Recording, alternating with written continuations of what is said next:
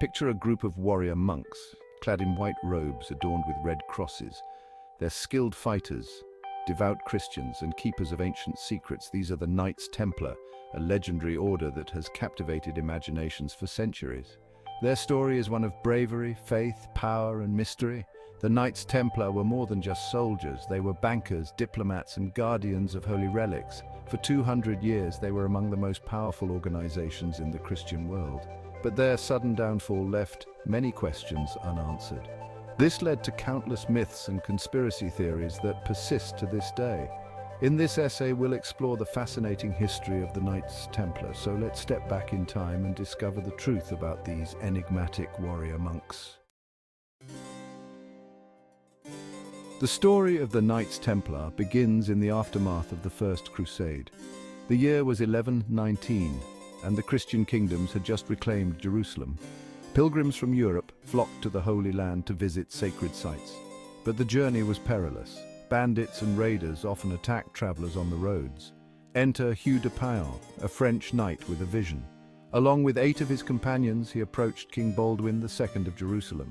They offered to form a new kind of religious order. These men would be both monks and warriors. They would dedicate their lives to protecting pilgrims and defending the Holy Land. The king agreed, and the poor fellow soldiers of Christ and of the Temple of Solomon were born. This long name was soon shortened to the Knights Templar. At first, the Templars were indeed poor. They had few resources and relied on donations. With growing support, the stage was set for the Templars' rapid rise to power and influence. As word of the Templars spread, so did their influence. In 1129, the Council of Troyes officially recognized the order. Pope Innocent II granted them special privileges. They answered only to the Pope, not to local rulers or clergy. This independence allowed the Templars to grow and operate freely across Christendom. Their numbers swelled and donations poured in from supporters across Europe. The Templars quickly became a formidable military force in the Holy Land. They built massive castles and fortresses to defend Christian territories. These strongholds were engineering marvels designed to withstand long sieges. The Templars also developed new military tactics. They were known for their discipline and bravery in battle. Their charging cavalry, with its distinct white and red banner, became a feared sight on the battlefield. But the Templars were more than just warriors. They became skilled diplomats and administrators. They managed vast estates donated to them across Europe. The order developed a sophisticated financial system. This made them Europe's first international bankers. The Templars' military prowess was legendary. They played crucial roles in many battles during the Crusades. One of their most famous engagements was the Battle of Montgisard in 1177. A small Christian army, including 500 Templars, faced Saladin's much larger Muslim force. Against all odds, the Christians won a stunning victory. Many credited the Templars' courage and skill for turning the tide of battle.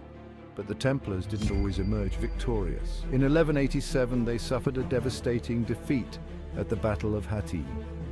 Saladin's army crushed the Christian forces, capturing or killing many Templars. This battle led to the fall of Jerusalem and sparked the Third Crusade. Despite this setback, the Templars continued to fight. They played key roles in later crusades, including those led by Richard the Lionheart. Beyond the battlefield, the Templars engaged in diplomacy and negotiation. They often acted as mediators between Christian and Muslim leaders. As the Templars' reputation grew, so did their wealth. Donations poured in from across Europe. Kings, nobles, and ordinary people all contributed. Many gave land, creating a vast network of Templar estates. Others donated money or valuable objects. The Templars used this wealth to fund their military operations and support pilgrims. But they also became skilled financial managers. The Templars developed an early form of banking. Their network of houses across Europe and the Middle East allowed for easy money transfers. A merchant could deposit money in Paris and withdraw it in Jerusalem.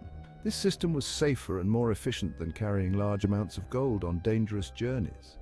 The Templars charged fees for these services, further increasing their wealth. They even lent money to kings and nobles, becoming Europe's first international bankers. With wealth came power and influence. The Templars advised kings and popes on matters of state. Their military and financial expertise made them valuable allies. But this wealth and influence also bred jealousy and suspicion. The Templars' fall from grace was swift and shocking. It began on Friday, October 13, 1307. King Philip IV ordered their arrest. The charges were severe: heresy and blasphemy. Templars were imprisoned and tortured. Philip owed them money and was jealous of their power. Jacques de Molay, the last Grand Master, was burned at the stake in 1314. The dramatic fall of the Templars gave rise to countless myths and legends. Some believed the Templars had discovered ancient secrets or holy relics during their time in Jerusalem. Others claimed they had found the Holy Grail or the Ark of the Covenant. These stories suggested the Templars were destroyed to keep these secrets hidden. While there's no evidence for these claims, they've captured imaginations for centuries. Another persistent legend is that some Templars escaped the persecution. Stories tell of Templar ships leaving France laden with treasure, never to be seen again. Some say these Templars fled to Scotland, where they fought at the Battle of Bannockburn. Others claim they sailed to the Americas long before Columbus. While historians doubt these tales, they show how the Templars continue to fascinate us. The Templars have become a staple of conspiracy theories and popular culture. These often portray the Templars as keepers of ancient wisdom or members of a secret society that still exists today. The Knights Templar continue to fascinate historians, writers, and the public. Scholars uncover new information about this enigmatic order. Digs reveal details about their daily lives and military operations. Historical records shed new light on Templar activities. Research helps separate fact from fiction in the Templar story. The Templars have left a lasting mark on our world. Their innovations in banking laid the groundwork for modern finance. Their military tactics influenced warfare for centuries. The castles and churches they built still stand as testaments to their power. Their sudden downfall influenced the relationship between church, state, and powerful organizations. In popular culture, the Templars remain as popular as ever. New books, movies, and TV shows continue to explore their story. These often take liberties with historical facts, but keep interest in the Templars alive. The enduring fascination with the Templars speaks to something in human nature. As long as there are unanswered questions about the Templars, they will continue to capture our imaginations.